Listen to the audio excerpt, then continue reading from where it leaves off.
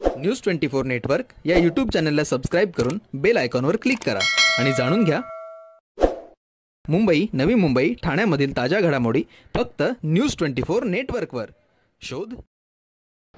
यावेळीचा expo CREDAI Raigad आणि बनाम असं दोन्ही मिळून केलेलं आहे. या एक्झिबिशनमध्ये चांगला रिस्पॉन्स आहे. आमच्याकडं 1 रूम किचनपासून 1 BHK अफोर्डेबल, 1 BHK लक्झरी आणि 2 BHK अफोर्डेबल आणि 2 BHK आणि 3 BHK लक्झरी अशा प्रकारचे इन्व्हेंटरी आहे. या वेळच्या 4 दिवसामध्ये आमच्याकडनं 2 बुकिंग झाल्या, पण बऱ्याच लोकांनी त्यांनी इंटरेस्ट दाखवून सगळा प्रोजेक्ट समजून घेऊन त्यांना साईटवरती व्हिजिट करायचे आहे आणि ते त्याच्यानंतर त्याचं क्लोजिंग होईल. तर आमचा पण असा अट्टाच आहे की कस्टमरने ॲक्च्युअल साईटवरती जाऊन ते फ्लॅट बघायला पाहिजे, त्याचं फील एक्सपिरियन्स करायला पाहिजे आणि त्याच्यानंतर त्यांनी डिसिजन घ्यायला पाहिजे. मोहन व्हायचे इमिजिएट सजेशन मिळेल अशा साईट आहेत. त्याच्यामध्ये 2 BHK आणि 1 BHKची इन्व्हेंटरी अवेलेबल आहे. लक्झरी कॅटेगरीमध्ये 2 BHK आणि 3 BHK OC झालेल्या बिल्डिंग आहेत आणि अफोर्डेबल कॅटेगरीतले जे 1 BHK आहेत त्याच्यामध्ये एक अंडर कन्स्ट्रक्शन आहे, त्याचा 6वा स्लॅब चालू आहे. दुसरा एक प्रोजेक्ट आहे, त्याचे प्लिंथ लेवल आहे. एक प्रोजेक्ट 1 वर्षात पोझिशन मिळू शकतो, दुसऱ्या प्रोजेक्टमध्ये 1.5 वर्षात पोझिशन मिळेल.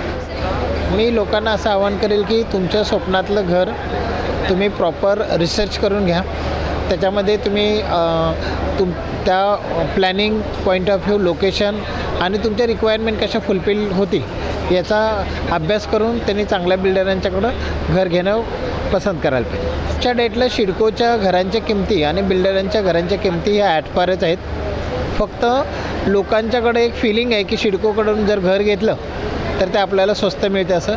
ह्याच्यापूर्वीची जी शिडकोची घरं होती की जे वाशी आणि बाकीच्या एरियामध्ये जे बांधलीत त्यांची कन्स्ट्रक्शन क्वालिटी फार खराब होती. आता त्यांचं असं म्हणणं आहे की आम्ही क्वालिटीमध्ये इम्प्रूव्ह करतो आहे की होप सो आता त्यांनी बांधलेली जी घरं आहेत ही 50-60 वर्ष टिकावीत. कारण ह्याच्यापूर्वी त्यांनी बांधलेली जी घरं होती ती 25 वर्षातच त्यांना रिडेव्हलपमेंट करायची वेळ आली. त्याबरोबर जर कम्पेअर केलं तर त्यावेळपासून जी बिल्डरनी घरं बांधलीत ती फार चांगल्या स्थितीमध्ये आहेत. आज ही बिल्डर जे आहे हे शिडकोपेक्षा फार चांगल्या ॲम्युनिटीज देतो. त्याच्यामुळं लोकांचा कल जो आहे हा शिडकोपेक्षा अगदी 5% जास्त किंमत असेल तरी प्रायव्हेट बिल्डरांच्याकडे खरेदी करायचा लोकांचा कल आहे. त्याच्यामध्ये आता रेराचं प्रोटेक्शन आल्यानंतर सगळे बिल्डर जे आहेत हे इक्वेलंट टू गव्हर्नमेंट झाले. म्हणजे त्याच्यामध्ये रेरामध्ये एवढं कस्टमरना प्रोटेक्ट केलेलं आहे की कुठलाही प्रोजेक्ट अगदी कमी बंद पडला तरी ज्यानं बुकिंग केलेलं आहे त्याला त्याचं घर मिळायलाच पाहिजे अशा प्रकारचे प्रोव्हिजन आहेत. उलट मी असं म्हणेल की शिडको अजूनही ॲज अ गव्हर्नमेंट ऑर्गनायझेशन असूनही अजून ते रेरामध्ये यायला तयार नाहीत. त्यामुळे जर शिडको रेरामध्ये येत नसेल तर गव्हर्नमेंट स्वतःला जे आहे हे कस्टमरांना जे घर देण्याची जी कमिटमेंट आहे त्याच्यापासून दूर पळते असं आहे. माझं तर असं म्हणणं आहे की पहिल्या दिवशी सगळ्यात पहिलं बुकिंग हे रेरामधलं शिडकोचं असणं अपेक्षित आहे. शिडको बाकी ऑल ओव्हर महाराष्ट्रामध्ये प्लॉटिंग विकतानासुद्धा प्लॉटिंगचं लेआउटचं CC घेऊन ते OC करून प्लॅन विकायला पाहिजे. त्याच्यामध्ये रेरामध्ये प्लॉटिंगच्या लेआउट स्कीमसुद्धा मंजूर करून रेरामधून घ्यायला पाहिजेत. असं असतानासुद्धा शिडको त्यांचे जे प्लॉट आहेत ते रेरामध्ये न रजिस्टर करता विकते आणि मग त्याच्यामध्ये लोक नाहक त्रास होतो. कुठं SEZ निघतो, कधी त्यांच्या प्लॉटवरती इन्क्रोचमेंट असते, त्यांच्या प्लॉटवरती झाडं असतात. म्हणजे शिडको 100% पैसे घेऊन त्याच्यानंतर बिल्डरांना त्यांच्या मागं लागायला लागतं की त्या प्लॉटचा पोझिशन कसं मिळेल असं.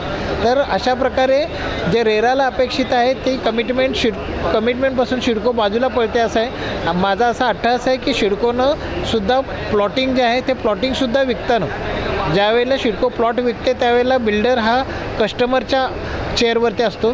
त्यामुळं गव्हर्नमेंटची आणि शिडकोची ही जबाबदारी आहे की प्लॉट खरेदी करणारा कस्टमर म्हणून असलेला जो बिल्डर आहे त्याला त्यांनी रेराच्या अंडर प्रोटेक्शन करून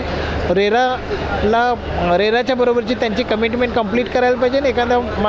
एखाद्या माणसानं जर शिडकोकडून जर प्लॉट खरेदी केला तर तो इमिजिएट त्याला बिल्डिंग त्याच्यावरती बांधायला मिळायला पाहिजे.